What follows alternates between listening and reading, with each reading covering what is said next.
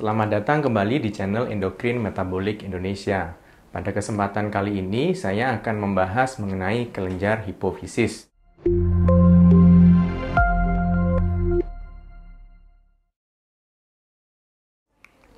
Kelenjar hipofisis merupakan suatu organ yang letaknya ada di belakang hidung dan di bawah dari hipotalamus, terletak di dalam rongga tengkorak kita, dan posisinya berada pada sela tursika di tulang sphenoid atau di dasar dari tulang tengkorak kita.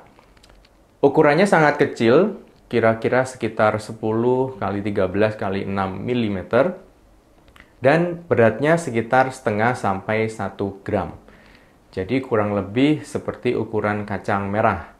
Nah, organ ini memiliki fungsi meneruskan pesan dari hipotalamus ya untuk berfungsi mengatur koordinasi endokrin atau sistem endokrin melalui sinyal yang diperintahkan atau yang dikirim dari hipotalamus dan perifer.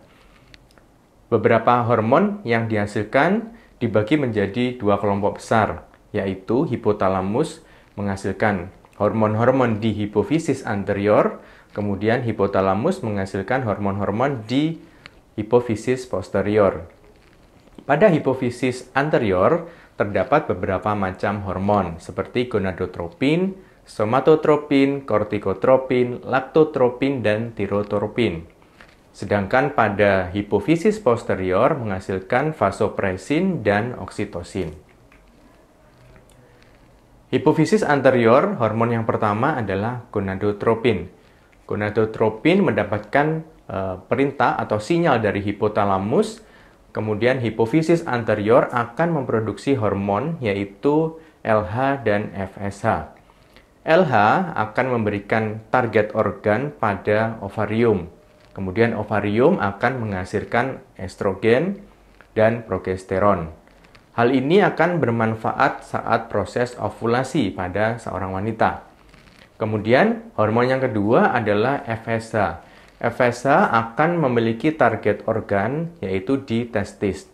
Akan diproduksi testosteron yang akan berdampak atau berfungsi pada proses spermatogenesis.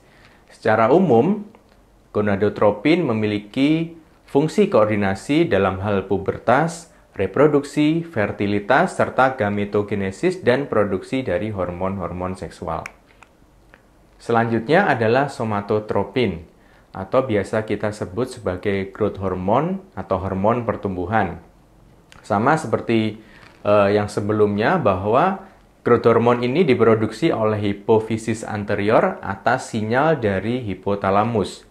Kemudian dia akan memiliki target organ berupa liver. Dari liver itu tadi akan memberikan dampak berupa manfaat di pertumbuhan tulang dan jaringan. Hal ini berfungsi sebagai kontrol pertumbuhan. Growth hormone berfungsi sebagai kontrol pertumbuhan pada saat usia anak-anak. Berfungsi sebagai stimulasi dan perkembangan jaringan, organ, dan sistem organ. Selain itu, juga memiliki efek metabolik. Dan growth hormone ini merupakan hormon utama yang mengatur kebutuhan energi untuk metabolisme. Selain itu, dengan interaksinya dengan insulin, growth hormone akan bisa mengatur metabolisme lemak, glukosa, dan protein, utamanya pada saat puasa dan pada saat makan. Hormon selanjutnya adalah kortikotropin. Kortikotropin ini biasa kita sebut ACTH, adrenokortikotirotropin hormon. Hormon ini disekresi oleh hipofisis anterior atas sinyal dari hipotalamus.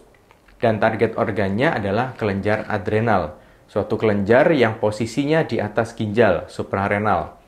Yang akan diproduksi adalah hormon kortisol, berfungsi secara umum untuk homeostasis dan fungsi dari sel. Hormon ini dibagi menjadi dua bagian. Pada kelenjar adrenal ada korteks dan medula. Di korteks sendiri ada 3 macam hormon yang diproduksi. Pada zona glomerulosa akan memproduksi mineralokortikoid yang akan menghasilkan aldosteron. Pada zona fasciculata akan menghasilkan glukokortikoid yang akan memproduksi kortisol. Pada zona reticularis akan memproduksi androgen yang akan memproduksi dihidroepiandrosteron. Sedangkan pada medulanya akan memproduksi hormon-hormon yang berkaitan dengan stres dan menstimulasi dari sistem saraf simpatik. Yang diproduksi diantaranya adalah epinefrin dan norepinefrin.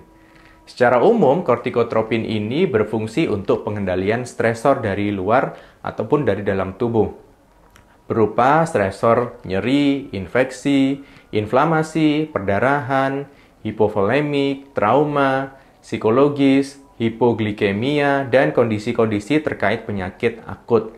Selain itu, hormon ini juga menjaga fungsi dari kardiovaskuler. Selanjutnya adalah tirotropin.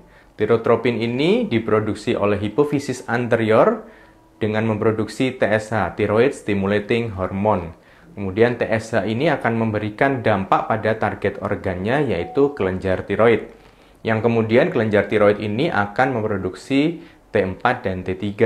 Yang ini akan berfungsi untuk metabolisme di dalam tubuh, untuk perkembangan dan pertumbuhan, serta metabolisme sel.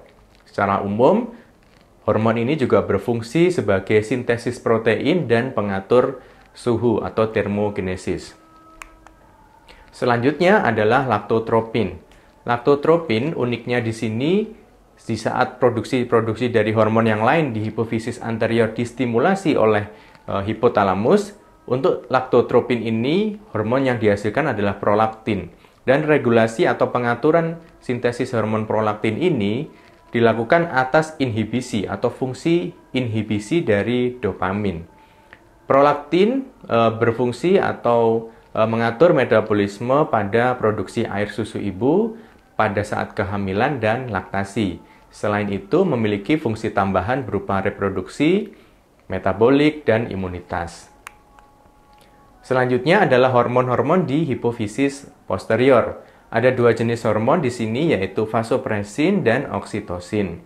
Vasopresin berfungsi untuk mengatur keseimbangan cairan dan garam di dalam tubuh sehingga pada kondisi yang seimbang. Kemudian oksitosin berfungsi untuk menginduksi persalinan dan meningkatkan atau menginduksi kontraksi pada uterus. Selain itu juga memiliki fungsi untuk menginduksi proses laktasi. Demikian yang bisa saya sampaikan, semoga bisa bermanfaat. Terima kasih.